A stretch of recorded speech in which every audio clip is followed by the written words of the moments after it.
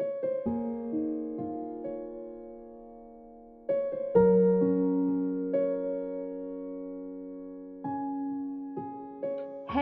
نحن هنا في فضفضة ما بعد منتصف الليل. أهلا بيكم في حلقة جديدة من عيشها ببساطة. في الحقيقة حلقة النهاردة مختلفة شوية عن الحلقات اللي فاتت، لأنها بتتكلم على ظاهرة منتشرة جدا الأيام دي. إيه هي بقى يا ترى؟ هي دور الضحية. للأسف كتير مننا بقى عايش في دور الضحية الأيام دي، وساعد طبعا على كده الأغاني الحزينة الكئيبة اللي بتتكلم على الوجع والجراح والندب ده غير بقى بوستات السوشيال ميديا اللي مش رحمانة، اللي بتقول قد ايه الناس وحشة وان الشغل كله منيل وان حال الدنيا من يوم ما اتقلب ما اتعدلش تاني. بصراحة الحقيقة اللي لازم نعترف بيها هي ان كلنا بلا استثناء ضحايا. مفيش حد الدنيا ما جاتش عليه ووجعته وأذته وورته وشها الوحش كمان. الحياة مش عادلة واحنا عارفين ده ومتأكدين منه من زمان. كونك ضحية ده إجبار مش اختيار، بس كونك تعيش في دور الضحية ده اختيار مش إجبار. يعني ايه؟ مش مفهومة دي. تعال اديكم مثل تافه شوية. واحد صاحبنا خد اجازة كان مستمنيها قوي، وسافر له يومين على بحر كده عشان يغير جو. وهو نازل يتمشى على البحر وبيتأمل السحاب والسماء والنجوم، فجأة جات له طوبة من حيث لا يدري ولا يحتسب، بطحته بطحة مش لطيفة. قعد يقول يا عيني يا عيني الحقوني اتبطحت. الناس كلها اتلمت عليه وقعدت تقول له معلش، وهو يزعق ويشتم في اصحابه ويقول لهم انتوا كنتوا فين، هم يسكتوا ويقولوا له احنا اسفين حقك علينا. الواد برضه مطوح، هنقول له ايه؟ سيبوه يزعق مش مشكلة، واللي يجيب مية واللي يجيب عصير واللي يدادي واللي يهنن واللي يمعلش. طبعا الباشا عجبه الموضوع، في اللي وصله المستشفى، في اللي وصله الاوتيل، وفي اللي فضل يطمن عليه بعدها بفترة. طبعا صاحبنا عجبه الموضوع وحبه قوي. حد يلاقي دلع وما يدلعش؟ فضل يقول كل شوية يا بطحتي الحقوني، ويشكي ويبكي، اجازتي اللي ضاعت عليا، راسي اللي اتبطحت، عجبكم كده؟ الناس بعد فترة بدأت تزهق وتمل. ما خلاص يا عم، هو محدش اتبطح غيرك يعني؟ واللي يكلمه ما يردش عليه، واللي يشوفه ويبدأ يشكي بقى فيقول له معلش معلش مضطر استأذن اصلي عندي ميعاد. وهو بقى بدأ يشوف ان الناس كلها وحشة ومفترية ومحدش حاسس بيه وببطحته، وان محدش كمان بيحبه، وحسبي الله ونعم الوكيل في اللي كان السبب. تعالوا نرجع كده حتة فلاش باك للي كان السبب، ونمسك عمه اللي بطحه ده ونقول له عاجبك كده؟ حرام عليك بطحت الواد يا مفتري. الراجل هيقولك انا ابدا والله انا ما افتريتش عليه ولا ظلمته، انا كنت واقف على البحر بحدف طوب عادي، هو اللي كان بيتمشى ساب البحر كله وجه وقف قدامي، ما خدتش بالي منه، فوانا بحدف الطوبة جت في دماغه فتحتها له. ذنب انا حاجة؟ آه، يعني الراجل اللي أذاه وبطحه وكان السبب في كل المعاناة دي مش شايف إنه غلطان أصلا؟ مش شايف إن هو غلطان، وعنده مبرر وعنده سيناريو وحدوتة يحكيها وناس حواليه تصدقه وتقول صحيح هو اللي يستاهل، ما هو اللي كان واقف قدامك. انت عندك حق.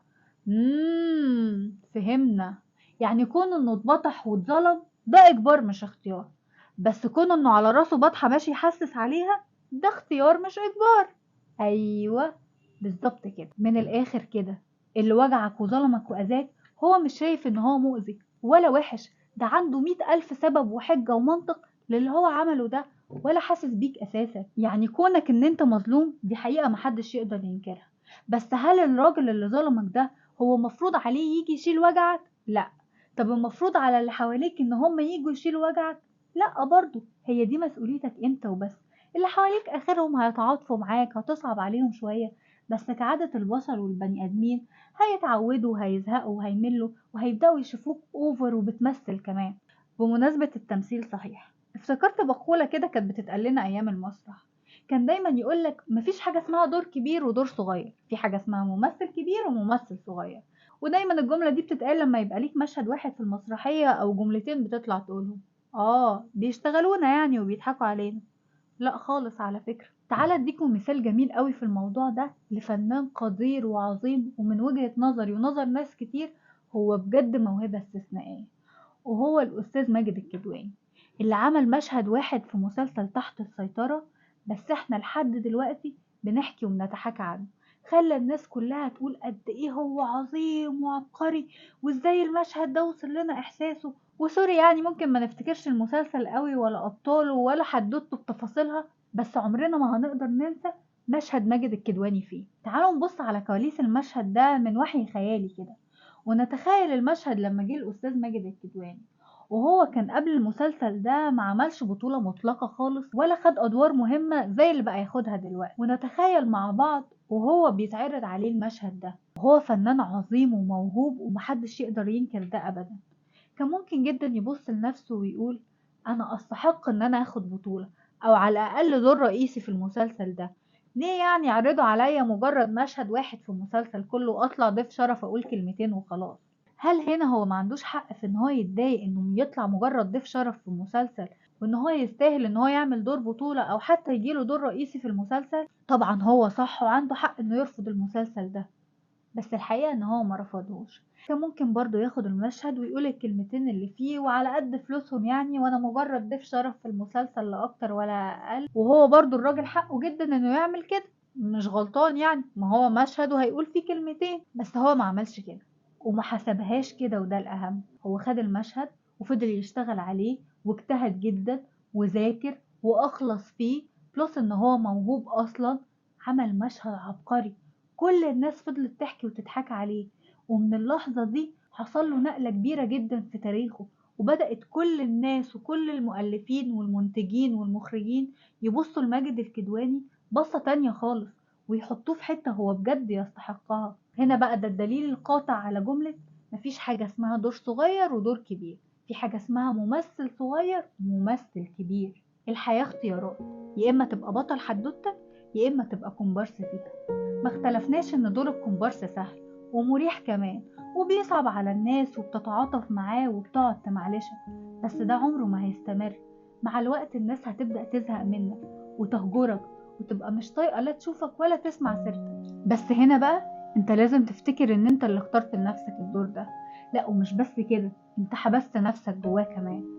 جوه كل محنة منحة، دور عليها وصدقني هتلاقيها، وساعتها هتبقى بطل حدوتك مش كومبارس ولا حتى دور ضحية.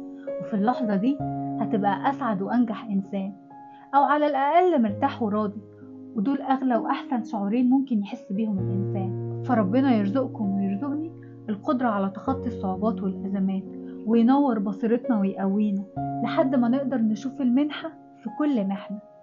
وبكده نكون خلصنا فضفضة النهاردة. هستنى رأيكم في الكومنتات وأي مواضيع حابين نتكلم فيها في الحلقات الجاية.